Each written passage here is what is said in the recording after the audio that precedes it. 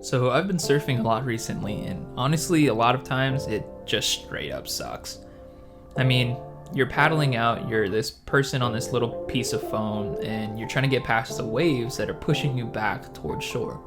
There have been a lot of times where I feel like I'm on a water treadmill. I'm swimming, I'm paddling as hard as I can, but I'm not getting anywhere. What's helped me during those times to not lose hope is to keep my eyes out past the breakers, where I know that the paddling will end and I'll be able to take a break. It helps me while I'm stuck on the inside because it puts my suffering, if you will, into context. Now, keeping my eyes out on the end of the lineup where I know that all the paddling and stuff is going to be done helps me while I'm in the middle of the inside. Now, that's all well and good for surfing, but it doesn't really translate too well into real life where there's no definite finish line.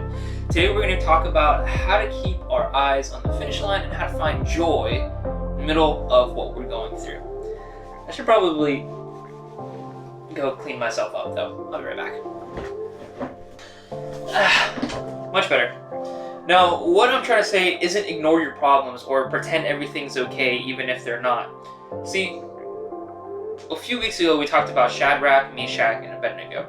They were about to be thrown into a fire, and they didn't pretend that everything was okay. They didn't pretend like King Nebuchadnezzar was about to send them on an all-expenses paid vacation to Hawaii. They looked at the furnace, they looked at their situation, and they said, you know what? Instead of focusing on the negative, instead of focusing on the fire and everything bad that's happening to us, while we know that that's real and that's happening, that's going on, instead we're going to focus on the fact that God is still good. Look, we're all in the middle of a storm right now, and there's no denying that. It kind of varies from person to person, but we're all going through it right now. I'm not trying to say pretend everything's okay or ignore the problems in your life. I'm asking you to look at what God may have blessed you with instead of focusing on what you've lost. Maybe you've gotten to spend more time as a family and you've gotten closer. Or maybe you found a new hobby or a new way to express yourself. You picked up something that you always wanted to do, but you never really had the time to do. How can you focus on what God is blessing you with rather than the bad things happening in your life? It's like this little garden thing that I started. There's a reservoir in the bottom filled with water, and so it trains the roots of the plants. Just ignore that dead lettuce there. Just don't look at that. It trains them to go down to where the water is. If we focus on what's positive, we can train our brains to go there more often. It's that easy. Neuroplasticity. It's cool stuff. I understand that it's one thing to say this and another completely to actually put it into practice. However, as followers of Jesus, trusting God no matter what is central to who we are. Although we may not know when this time specifically will end, we know that in the big picture overall, God is always gonna win. I mean, let's look at the scripture from 2 Corinthians 4:16 through 18. It says, therefore we do not lose heart, though outwardly we are wasting away, yet inwardly we are being renewed day by day. For our light and momentary troubles are achieving for us an eternal glory that far outweighs them all. So we fix our eyes not on what is seen, but on what is unseen, since what's seen is temporary, but what is unseen is eternal. So how do you put this into practice?